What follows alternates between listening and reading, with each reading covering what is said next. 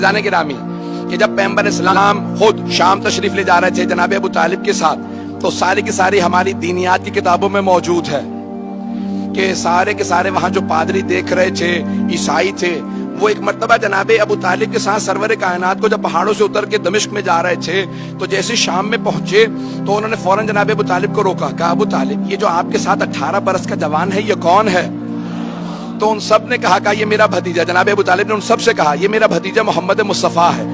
تو کہا کہ ہم نے ان میں وہ صفات دیکھی ہیں جو ہماری انجیل میں پائی جاتی ہیں۔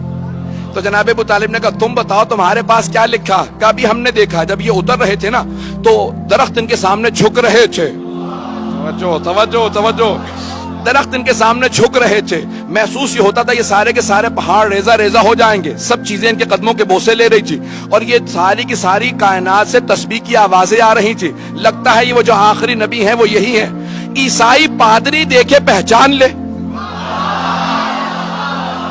اور جو آغوش میں پال رہے ہیں وہ نہیں پہچان رہے ہیں۔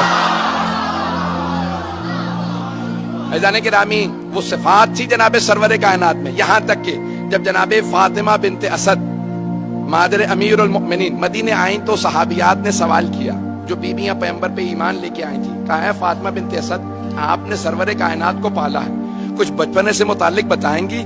تو انہوں نے اتنے معجزات سنائے، میں صرف ایک معجزے کی طرف اشارہ کروں گا اگر سننا چاہیں گے سب حضرات، کہ دین حق کا جو پیشوا ہوگا اس میں صفات کیا ہونے چاہیے۔ تو کہا کہ رسول خدا کو بچپنے سے خرمے بہت پسند تھے، تو میں بہترین جو خرمے ہوتے تھے نا چن کے ان کے لیے رکھ دیتی تھی کہ جب گھر آئیں گے تو خرمے کھا لیں گے، کھجور کھا لیں گے۔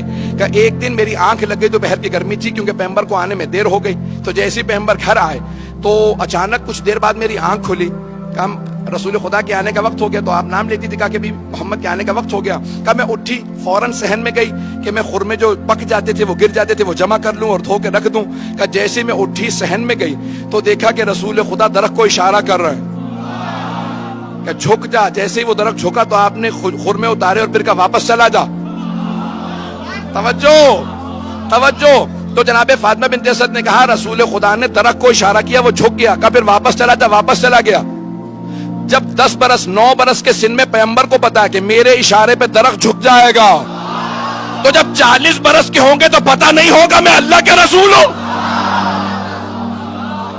پتہ نہیں بات پہنچ رہی ہے نہیں پہنچ رہی؟ عزیزان گرامی، جب سب جانتے ہیں یہ عام ہستی نہیں ہے، بڑی بڑی ہستیاں گواہی دے رہی ہیں، تو نشانیاں ساری کتابوں میں آتی رہیں گی اور وہ نشانیاں بتائیں گی کہ یہ رسول خدا اللہ کے رسول ہیں۔ نشانیاں بہت سی ہیں، محمد باقر مجلسی نے حق الیقین میں، بحار الانوار میں، اور سید نعمت اللہ جزائری نے انوار النعمانیہ میں، اور بزرگوں نے مختلف کتابوں میں ان معجزات کو درج کیا ہے۔ میں پیش کرنا چاہ رہا ہوں بہت جلدی کہ سرور کائنات کے جسد مطہر کے اندر معجزات کو لکھا گیا ہے کہ وہ آخری نبی آئیں گے، ان میں کچھ صفات ہوں گی، ایسی صفات ہوں گی جو کسی اور میں نہیں تھی۔ جتنے معجزات اللہ نے سارے انبیاء کو دیے ہیں اس سے زیادہ معجزات سرور کائنات کو عطا کیے ہیں، اور ان معجزات سے پتہ چلے گا کہ یہ اللہ کے بھیجے ہوئے رسول ہیں۔ وہ معجزات بتائیں گے تو اب 24 معجزات جسد مطہر میں ہیں، رسول اسلام کے جسم مبارک میں ہیں، جسد مطہر میں ہیں، رسول اسلام کے جسد مطہر کے اندر 24 معجزات علماء نے درج کیے ہیں۔ سننا چاہیں گے تو میں پڑھوں گا۔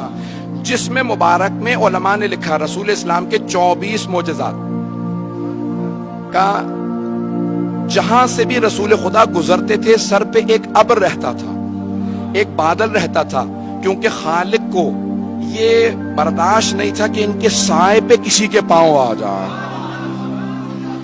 ان کے سائے پہ بھی کسی کے پاؤں نہ آئے۔ اب اگر کبھی کسی نواسے کو کاندھوں پہ سوار کریں تو پھر ماننا پڑے گا خالق کی اجازت تھی۔ میں بہت تیز سے گزروں گا۔